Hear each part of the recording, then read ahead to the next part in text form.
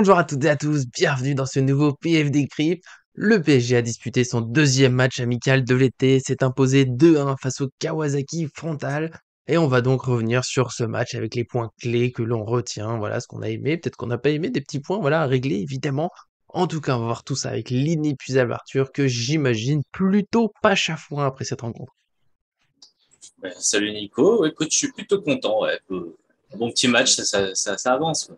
Voilà, on avance, on était trois quarts heureux de retrouver des matchs, donc là on va être trois quarts satisfaits, je pense, en attendant la compétition officielle, mais quand même il y a des choses à retenir de ce match, donc on va évoquer tout ça avant de démarrer, comme d'habitude, n'oubliez pas le petit j'aime sur la vidéo pour nous soutenir, c'est toujours très important, et puis abonnez-vous en activant la cloche pour être sûr de ne rien manquer de l'actualité du PSG.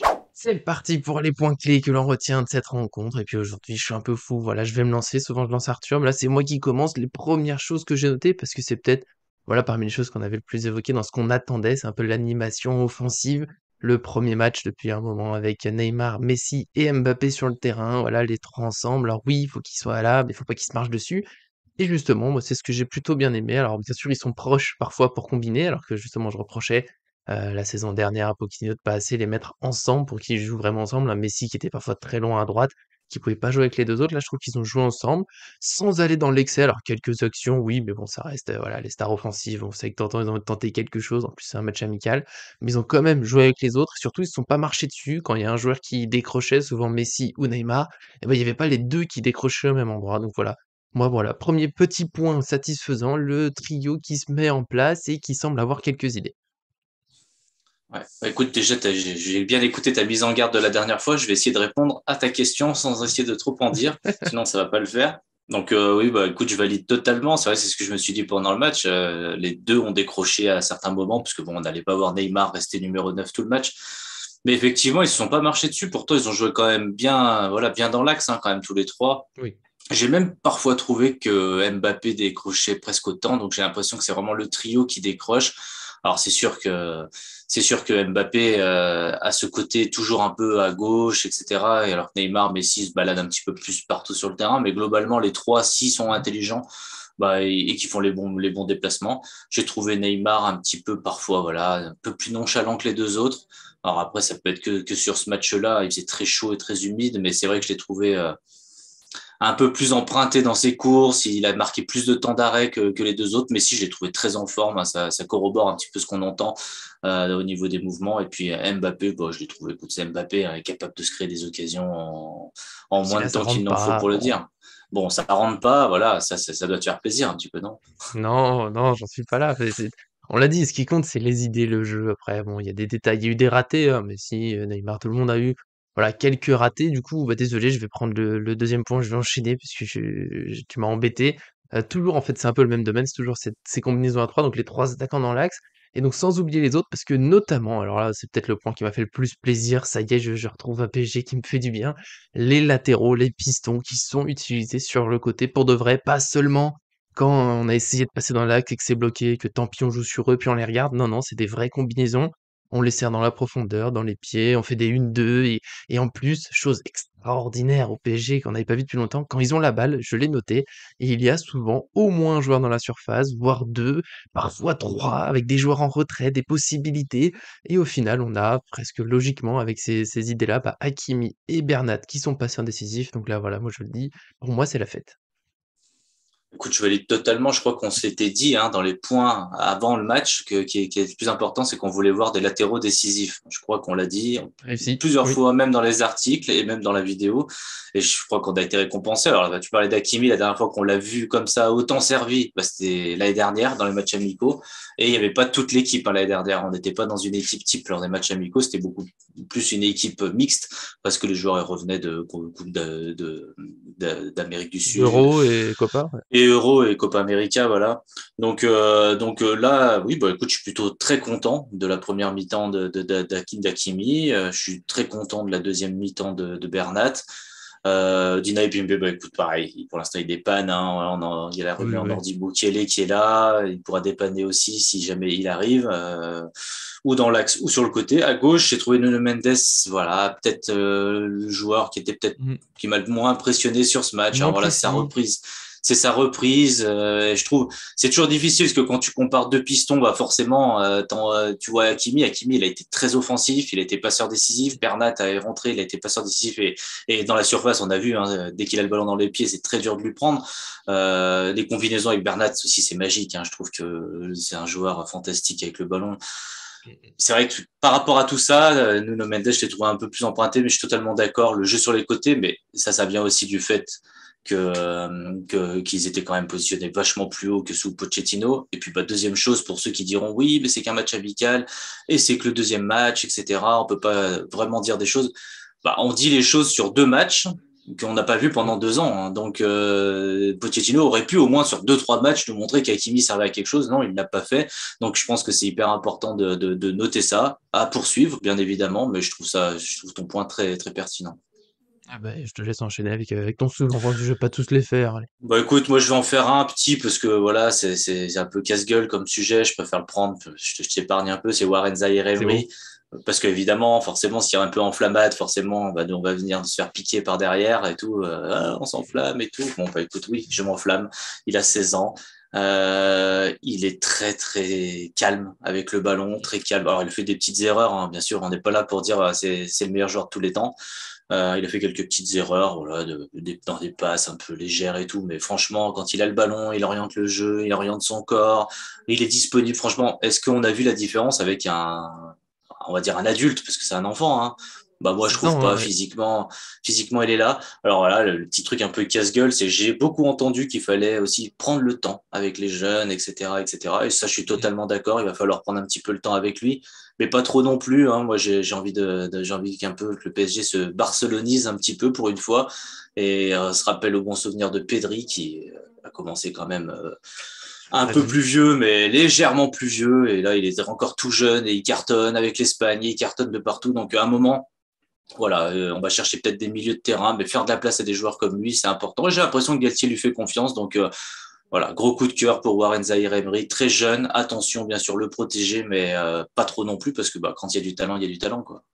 Oui, voilà, au bout d'un moment, quand on a sa place, alors ça me paraît toujours aussi fou, il a que 16 ans, mais il a plutôt sa place avec les professionnels. C'est simple, hein, quand il est rentré, il a remplacé Vitinha. Alors Vitinha, j'ai bien aimé encore sa première mi-temps, je vais pas en faire autant que la première fois, parce que oui, c'était un bon match. Vitinha, Gay, c'était bien, sans faire plus. Zaïre Emery, pour moi, c'est marquant, il a que 16 ans. J'ai regardé le match avec ma famille et je leur ai dit à un moment, c'est bon, je tombe amoureux, parce que moi, je crois que c'est à toi que j'ai envoyé le message aussi en off. J'ai dit, mais Zaïre Emery, c'est un joueur, quand on le voit, bah, le football, ça a l'air facile, parce que il est toujours en mouvement, il se déplace, il cherche la passe. Alors il y a quelques ratés parce que ça reste un amical, ça reste un joueur de 16 ans et puis de toute façon, il y a des ratés de temps en temps. Mais il y a quand même surtout beaucoup de réussite. Je sais pas, contrôler le ballon, ça a l'air si facile. Et puis c'est vers la fin du match, alors j'ai pas la minute exacte, mais il reçoit une balle. Donc c'est Dinaï Bimbe qui lui envoie un ballon vers le milieu de terrain.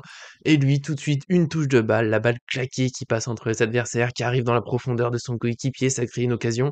À la fin, c'est Kalimundo, je crois, qui aurait peut-être pu faire la passe à Bernat, mais bon, il a créé une occasion, voilà, sur une passe, et pour moi, bah, c'est déjà une énorme qualité. Alors oui, on va pas s'enflammer, ça reste en face, c'est le Kawasaki, c'est un match amical. On va pas dire contre City, faut qu'il soit titulaire. Non, faut prendre le temps. Mais je pense que dans ce prendre le temps, c'est ne pas le mettre titulaire n'importe quand. Mais je suis d'accord avec toi, faut qu'il joue, tout simplement. Alors des 20 minutes par là, 10 minutes par 6, régulièrement, qu'il puisse grandir. Et puis si, de temps en temps, il peut démarrer un match, peut-être dans un match plus abordable, je pense que clairement, ça peut le faire pour Zaire. Ouais, écoute, Ouais. rien de plus à dire. Hein, c'est à voir, à J'enchaîne. poursuivre. On est content. Allez, Vas-y, enchaîne. j'enchaîne sur un autre point, avec un jeune et un moins jeune, comme ça il y a quand même un peu de transition dans ce qu'on fait. Deux joueurs que j'ai trouvé très intéressants dans la deuxième mi-temps où ça a commencé, voilà, c'est là que Galtier a commencé à faire tourner. Donc c'est vrai que la fin du match, bon, elle était un peu plus brouillonne, mais ça a commencé à être l'équipe, voilà, tout le monde a tourné, pas au même moment. Mais dans tout ça, Kalimundo et Sarabia, pour moi, c'est voilà, deux joueurs qui ont marqué des points aujourd'hui. Sarabia qui a commencé plutôt en 9 quand il est rentré, puis il est passé en 10 plutôt quand Messi est sorti. Je trouve intéressant, voilà, de la percussion, des quelques très belles passes, notamment pour Icardi qui, bah, du coup, lui, je pense, perd des points, notamment parce qu'il est rentré après eux, et puis ces occasions, bah, il les a pas mises. Alors, à un moment, le buteur, c'est comme ça qu'on le juge aussi. Mais Sarabia, voilà, des très bonnes passes, du pressing. Kalimundo, pareil, des efforts défensifs, plusieurs occasions créées, il met son but. Alors, c'est pas le but extraordinaire, mais il est là, il le met, ça compte forcément pour moi dans le bilan d'un attaquant. Donc voilà, pour moi, c'est les petits plus sur le niveau individuel, c'est eux qui ont, voilà, pour moi, ils ont marqué des points sur la seconde mi-temps. Bah écoute, ça te tombe bien puisque Kalimundo il a l'air d'avoir marqué des points aussi auprès de Galtier, donc du coup c'est C'est vrai. intéressant. Bah je trouve que maintenant qu'on a recruté Ekitike, que bon il y a Mbappé, Neymar, Messi, et finalement faut trouver du coup des nouvelles ressources hein, forcément pour comme tu l'as dit il y a 3 places généralement, il faudra au moins 6 joueurs pour voilà il y a quand même la Ligue des Champions même s'il veut un effectif restreint il faut quand même beaucoup de joueurs. Kalimundo, voilà, ce qui était un peu embêtant avec Kalimundo, c'est que c'est vraiment un attaquant qui a vraiment besoin d'être bien entouré et d'avoir des joueurs près de lui et tout. Il performe mieux quand il a 2 attaquants ou quand il a un 10 ou un 9,5 Oui, vraiment c'est pas une proche. pointe tout seul. Voilà, Ekitike, il peut vraiment se débrouiller dans un match à 10. Tu me mets devant tout seul, je pense que voilà, avec ses grandes cannes, il se débrouille et c'est pas le même style profil de joueur, mais Kalimundo, évidemment, bah écoute, ça se négocie parce que Paris refuse de payer trop cher pour Scamacca. Bon, Scamacca, c'est un joueur dans la surface qui serait très fort et un profil qu'on n'a pas vraiment à Paris. Mais c'est vrai que voilà, avant de jeter Kalimundo dans un autre club, bah, peut-être il faut y réfléchir un petit peu. J'ai vu son sourire, j'ai vu son entente avec Messi aussi. T'as parlé de Sarabia, mais au début de la deuxième mi-temps, il est avec Messi et C'est bah vrai. écoute, c'est plutôt intéressant. Hein. Il y a pas de, s'il est plus jeune que moi j'ai 7 ballons d'or. Hein. Ça joue, ça rigole ensemble. Donc, écoute, ouais, et puis bon, Sarabia, moi j'ai toujours été un petit peu fan de ce joueur parce que voilà, c'est l'anti-star, mais en même temps, voilà, avec son pied gauche, il est toujours là pour faire des belles petites choses. Voilà, je sais pas On trop disait quoi penser. beaucoup, Est-ce que ça, pardon très rapidement, on disait vas-y. beaucoup que le faire jouer sur le côté à la place de Di Maria, c'était pas forcément sa meilleure place, qu'il faudrait le voir dans l'axe. Et là, c'est prometteur. Ah, mais ouais, mais c'est ça, Sarabia, c'est un très beau joueur, hein, sous-coté à mon sens. Après, je sais pas ce que le PSG veut faire, donc là, j'ai pas envie de partir dans une enflammade, mais évidemment que voilà, Paris cherche des joueurs offensifs. Sarabia, bah finalement, pour moi, c'est un peu une recrue. Kalimundo, ça peut être aussi une recrue. Il y en a un qui était à Lens, l'autre qui était au Sporting. Du coup, ils étaient pas au PSG. Donc pour moi, ça peut être des recrues. C'est des joueurs qui étaient pas là dans le dernier PSG de Pochettino, celui dont tout le monde veut tout changer. Donc, écoute, voilà. Et dans les négociations, j'espère qu'ils font partie aussi des plans potentiellement pour rester à la place de potentiels recrues. Parce que bah, Sarabia, c'est un très beau joueur et je pense qu'il le montre à chaque fois qu'il joue, hein, quelque part. Et Kalimundo, bah, il grandit hein, et je trouve qu'il a quand même vraiment progressé quand même depuis 2-3 ans quand même. Oui, franchement, je l'aimais bien déjà, je trouve qu'il y avait quelque chose. Et là, bah, je l'ai dit dans plusieurs vidéos, même je peux me faire tacler parce que je l'ai comparé à Kitigué. Mais globalement, voilà, pour moi, c'est un joueur qui mérite d'avoir. J'aimerais bien le voir au moins sa chance, au moins une demi-saison pour voir ce que donne Kalimundo dans l'équipe du PSG. Il vient de faire deux belles saisons à Lens. Pour Sarabia, je rappelle, en plus, c'est un joueur, bah, là, on est dans l'idée du pressing. On va pas, moi, je vais pas plus l'évoquer que ça cette fois parce qu'on en a vu un peu, peut-être pas tout le temps. Je pense que la chaleur a joué, mais voilà, Sarabia, il défend. Et dans le PSG qu'on veut aujourd'hui, ça compte aussi. Après, je sais pas si t'as d'autres points positifs. Moi, j'ai un petit point négatif quand même, parce qu'il y en a un, même s'il est pas dramatique, mais est-ce que t'as un point positif avant de passer, voilà, au petit bémol de ce qu'on a vu? Non, bah, écoute, les points positifs, ouais, c'est un peu tout ce qu'on s'est dit, donc c'est cool. Ouais, je pense qu'on a fait, voilà, c'est l'essentiel, toujours la défense à 3, donc voilà, le système qui s'installe, et justement, dans cette défense à 3, pour moi, on a vu qu'il y a encore des réglages à trouver. Alors, je pense même pas au but à la fin, parce qu'encore une fois, c'est une équipe remaniée, il y a la fatigue, bon, on prend un but sur un centre, voilà, il y a un problème de marquage, mais c'est plutôt en première mi-temps, je crois que là aussi, je t'ai envoyé un message de la première mi-temps, c'est voilà, quelques passes en profondeur qui passaient, pas forcément facilement, mais voilà, il y avait quand même un peu de l'espace, tu sens qu'il y a des réglages à faire. Alors, je suis pas en train de m'inquiéter de dire la défense à 3 ne marchera pas, mais voilà, faut peut-être que Ramos s'habitue à ce rôle plutôt à droite, alors que nous, c'est vrai qu'on attendait Marquinhos à droite et Ramos au centre. Peut-être justement pour que Marquinhos aille couvrir des deux côtés avec plus de facilité physiquement que Ramos qui peut peut-être pas courir partout. Mais voilà, il y a eu plusieurs passes en profondeur, notamment sur ce côté droit, et ça a créé quand même des grosses occasions pour moi. Voilà, c'est le point qu'on a vu où il faut, on va dire, un réglage et du travail. Mm. Oui, bah après, on va te dire forcément c'est plutôt imputable à Ramos, parce qu'on l'a vu hein, dans le repli défensif, il est quand même bien plus lent que Marquinhos aujourd'hui. En tout cas, il fait moins d'efforts. Après, moi, j'ai un petit bémol. Voilà, par exemple, Ramos, il est à droite, c'est lui qui presse à droite, et on l'a vu en faire plusieurs fois après coup des pressings sur son côté, justement pour aller un peu titiller le joueur, récupérer des ballons hauts. Je trouve que Ramos le fait très très bien. Mais par contre, quand il le fait, tu peux pas mettre on va dire, ton libéro, ton défenseur axial. Tu peux pas dire à Marquinhos, tu fais le pressing au même endroit, au même moment que Sergio Oui, Ramos. oui, Et en fait, c'est ça, c'est qu'ils sont partis tous les deux. Donc, il suffit que le pressing soit pas totalement réussi, qu'il y ait un petit trou. Évidemment, c'est ça. En tout cas, c'est ce que j'ai vu sur les trucs. Je mettrais plutôt la faute sur le coup sur Marquinhos qui vient dans la même zone, en fait, que Ramos. Et je pense que le réglage, il est plutôt inverse. C'est-à-dire, il est encore plus Marquinhos. Enfin, en tout cas, moi, je pensais pas qu'il jouerait dans l'axe. Je pensais qu'il jouerait à droite oui, et que Ramos on jouerait dans pensait faire l'axe. l'inverse. Donc du coup, je pense que lui, il y a toujours cette énergie pour aller au pressing, etc. Mais je pense que celui qui est axial, il a un peu plus en couverture quelque part, et il l'a pas été. Donc c'est peut-être là où le réglage, ou peut-être remettre Ramos dans l'axe, parce que Marquinhos, évidemment, au pressing, on le connaît, il n'y a pas de souci. Euh, parce que Le j'ai seul réglage l'impression à que trouver. Galtier, ouais, mais parce que aussi bon après c'est peut-être moi qui ai rêvé, mais j'ai eu cette impression un petit peu qu'en mettant Marquinhos dans l'axe, il lui a demandé sur les phases offensives d'aller au milieu Oui, des et fois, de il montait laisser, plus. et Ouais. du coup de resserrer Ramos, et je pense que ça va nécessiter du temps, ça va nécessaiter des réglages. Évidemment, c'est une bonne idée, hein, un peu, de s'adapter un peu à la Mhm. Guardiola, t'as le ballon, t'as pas le ballon, mais quelque part, après voilà, il faut se remettre aussi totalement d'équerre au moment où tu perds le ballon. Et là, je trouve que voilà, Marquinhos, lui, c'est plus un joueur qui Ramos est capable de le faire, mais je trouve que là, ils étaient tous les deux au même endroit, à faire le même pressing, il suffit que ce soit raté, ça crée évidemment un trou monumental. Et on l'a vu, quoi, tu l'as dit 3, 4, 5 fois. C'était trop, les réglages vont se faire, il n'y a Oui, pas de non. souci, c'est des joueurs intelligents, mais c'est vrai que ouais, c'est un point un peu à noter, parce que quand même c'était récurrent, et d'ailleurs on l'a beaucoup moins vu en deuxième mi-temps. C'est vrai, ça a changé un peu en deuxième mi-temps. Et pour aller aussi dans le sens de ce que tu as dit, à un moment où Galtier a repris Marquinhos, justement, c'était pas du côté de Ramos, il a fait un pressing au même endroit que Kimpembe. Et évidemment, il lui a dit non, non, mais vous pouvez pas y aller tous les deux, c'est pas possible. Donc voilà, c'est le petit réglage. Marquinhos qui a pas finalement beaucoup joué dans ce rôle de Hum, couverture. C'était plutôt Thiago Silva, je trouve, quand ils étaient ensemble. Donc voilà, ça va être le réglage. Encore une fois, on n'est pas là pour s'inquiéter. Et quand j'ai dit Ramos, oui, je suis pas en train de dire que Ramos était un mauvais défenseur, évidemment. C'est juste que c'est surtout passé de son côté, pas trop du côté de Kimpembe. Après, c'est aussi les joueurs adverses. L'ailier gauche du club japonais était pas mal. Il allait vite, et forcément, bah, hum. déjà, dès qu'il y a un espace, ça aide. Donc voilà, là-dessus, pour ce match, nous, ce qu'on retient avec, on va dire, encore un peu de travail, des idées, des choses qui se mettent en place, des points encourageants, bien sûr, ça reste un match amical, mais quand même, ça compte. Et donc, voilà, pour le prochain match, ça sera samedi à midi contre le Urawa Reds. Donc on verra ce que ça donne, hein, une équipe moins bien classée, on verra. Peut-être que Navas jouera, parce qu'on l'a pas dit aussi, mais là je pense que c'est une gestion. Voilà, Donnarumma a joué plutôt 60 minutes, Rico à la fin, je pense que ce sera pareil samedi, mais Navas jouera, et puis Rico. Donc voilà, en tout cas, nous on se retrouvera très bientôt dans une nouvelle vidéo, possiblement très vite. Le point mercato, tu l'évoquais très brièvement dans la vidéo déjà, Mukiele, donc voilà, va peut-être falloir qu'on enchaîne un petit peu.